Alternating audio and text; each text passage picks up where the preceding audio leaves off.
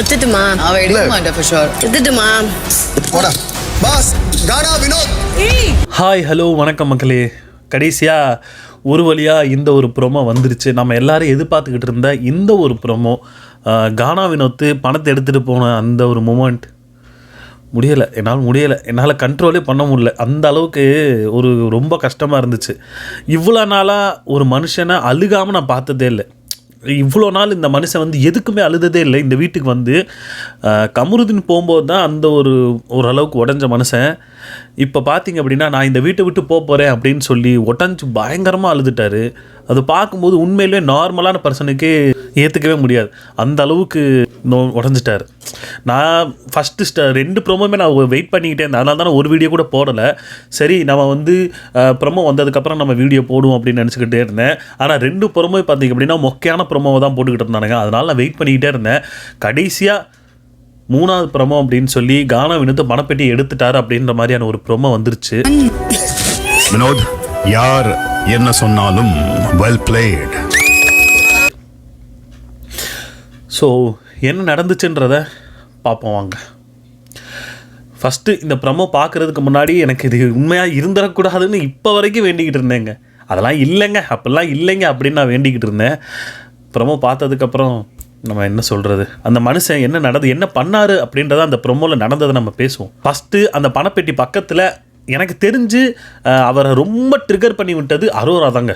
சுத்திட்டுமா அவ எடுக்க மாட்டா for sure. சுத்திட்டுமா போடா எனக்கு செம்ம காண்டாகுது அந்த அம்மா மேலே, எரிச்சல் ஆகுது. ஏன்னா அவர் பக்கத்தில் நிற்கிறாரு, இந்த அம்மா பக்கத்தில் நிற்கிது. எடுத்துருவா என்ன நீ எடுத்துருவா. இதுதான் நார்மலாக ஒரு மனுஷனுக்கு அந்த ஒரு மைண்டு இதாகும் பார்த்தீங்களா. அந்த இதை அந்த அம்மா க்ளீனாக பண்ணி விட்டுச்சு. கானா வினோத்துக்கு க்ளீனாக பண்ணி விட்டுச்சு. அவர் என்ன நீ எடுத்துடா இந்தா எடுத்துடும் அப்படின்னு சொல்லி எடுத்துட்டார். இதுதான் நடந்துச்சு. இதை தவிர வேறு எந்த எதுவுமே அந்த இடத்துல நடக்கலை. நான் எடுத்துட்டேன். ஏன்னா அந்த மனுஷன் நினச்சிட்டார். ஒரு விஷயங்க, அந்த மனுஷனுக்கு எடுத்ததுக்கு இன்னொரு முக்கியமான காரணம், இதுதான் ரொம்ப முக்கியமான காரணம் என்ன அப்படின்னா, வறுமை நிலையில் வந்து எங்கே நம்ம வந்து எல்லாருமே நினைக்கலாம், பரவாயில்ல பணம் தானே போனால் போகுது, நம்ம வந்து கடைசி வரைக்கும் டைட்டில் அடிக்கிறதுக்காக வெயிட் பண்ணுவோம், அடிக்கிறனாலும் பரவாயில்ல அப்படின்னு சொல்லக்கூடிய நிலைமையில் அந்த மனுஷன் அந்த வீட்டுக்குள்ளே இல்லை. வெளியே வந்து பார்த்தாருன்னா அவருக்கு தெரிஞ்சிருக்கும். ஆனால் வீட்டுக்குள்ளே அவர் அந்த நிலைமையிலே இல்லை. நமக்கு இந்த 18 லட்சமே போதுண்டா, இதுவே எனக்கு 1 கோடி ரூபாய்க்கு சமானம் அப்படின்ற மாதிரி அந்த மனுஷன் நினச்சிட்டாரு. நான் பட்ட கஷ்டத்துக்கு எனக்கு இது போதும்டா, எனக்கு இது வந்து கோடி ரூபாய் மாதிரி. அதுதான் பெரிய விஷயம். எனக்கு இது போதும், இதை வச்சு நான் என் குடும்பத்தை ஏதோ ஒரு இதை வந்து செட்டில் பண்ணிடுவேன், எனக்கு அது போதும், எனக்கு இதுவே எனக்கு 1 கோடி ரூபாய்க்கு சமானம், இதுக்கு மேலே எனக்கு எதுவும் வேணாங்க, எனக்கு ஒன்றும் பிரச்சனையே இல்லை, எனக்கு இதுவே போதும்னு சொல்லி அந்த மனுஷன் நின்றுட்டாரு. ஓகே, நீங்கள் வந்து 18 லட்ச ரூபாய் எடுத்தாலும் எங்கள் மனசில் நீங்கள் ஜெயிச்சிட்டீங்க. எப்பயுமே பிக் பாஸ் சீசன் 9 வின்னர் அப்படின்னா கானா வினோத் தான். வேறு யாரையுமே எங்களால் வச்சு பார்க்கவே முடியல. இனி நீங்கள் டைட்டில் எவனுக்கு கொடுங்க, கொடுக்காமல் போங்க, நம்ம இன்னும் அதை பற்றி நான் கண்டுக்க போகிறதே கிடையாது. எனக்குள்ள எரிச்சலாகி போயிடுச்சு. ஏன்னா கானா வினோத் கிளம்பிட்டாரு.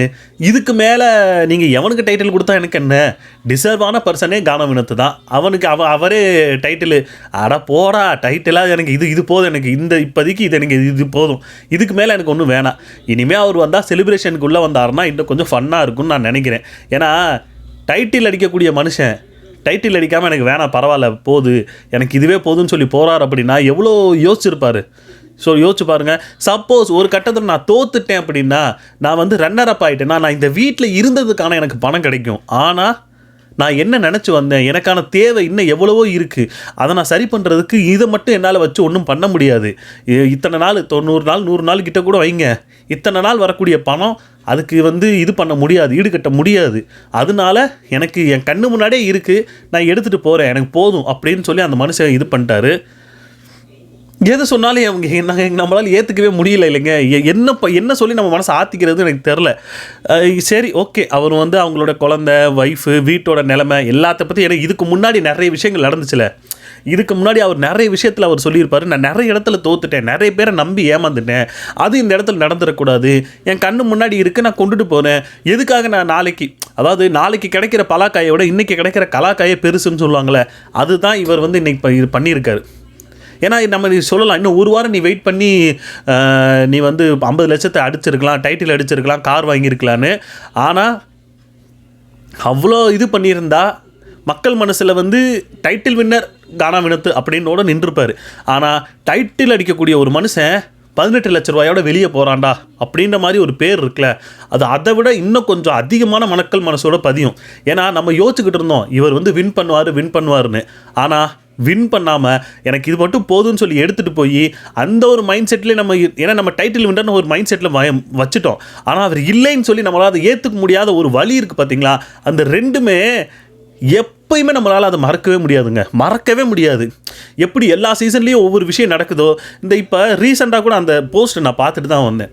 மொதல் சீசனில் ஃபஸ்ட்டு சீசனில் ஓவியா, 3ஆவது சீசனில் கவின், இப்போ 9ஆவது சீசனில் யார் நம்ம கானா வினோத். ஏன்னா டைட்டில் அடிக்கக்கூடிய ஆளுங்க எனக்கு டைட்டில் வேணான்னு சொல்லிட்டு போகிறது இது மொதல் தடவை கிடையாது, 3ஆவது தடவை.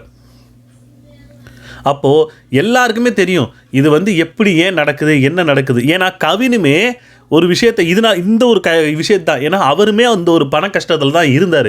நான் நிறைய பேருக்கு வந்து கடன் வாங்கியிருக்கேன், கடன் பட்டிருக்கேன், எனக்கு இந்த வீட்டில் இருந்ததுனால வரக்கூடிய பணத்தை வச்சு என்னால் ஒன்றும் பண்ண முடியாது, நான் இந்த 5 லட்சத்தை எடுத்துகிட்டு போகிறேன்னு சொல்லி அவருமே அப்படி தான் எடுத்துகிட்டு போயிருப்பார்.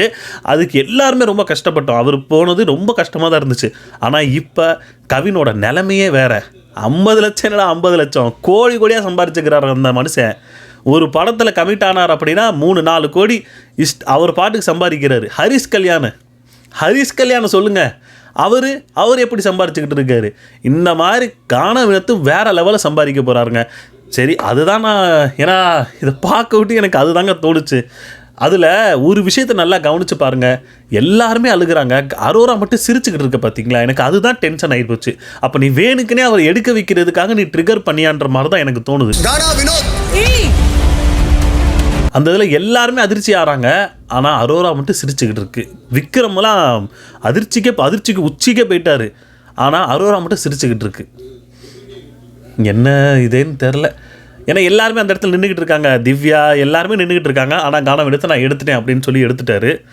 எல்லாருமே அழுகிறாங்க, ஒரு ஆள் இல்லை, எல்லாருமே அழுகிறாங்க. சபரி அழுகிறான், கெமி அழுகிறாங்க, வியானா அழுகிறான், பிரவீன்ராஜ் எல்லாருமே அழுகிறாங்க. ஏன்னா எல்லாருக்குமே தெரியும் டைட்டில் அடிக்க போகிறது வந்து கானா வினோத் தான். அந்த மனுஷன் கிளம்பி போகிறாருன்னு. நீங்கள் அழக்கூடாது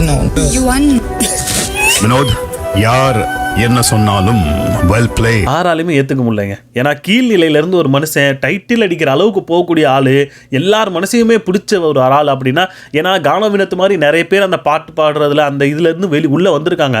ஆனால் அவங்க பேரை கெடுத்துட்டு போனது தான் அதிகம்.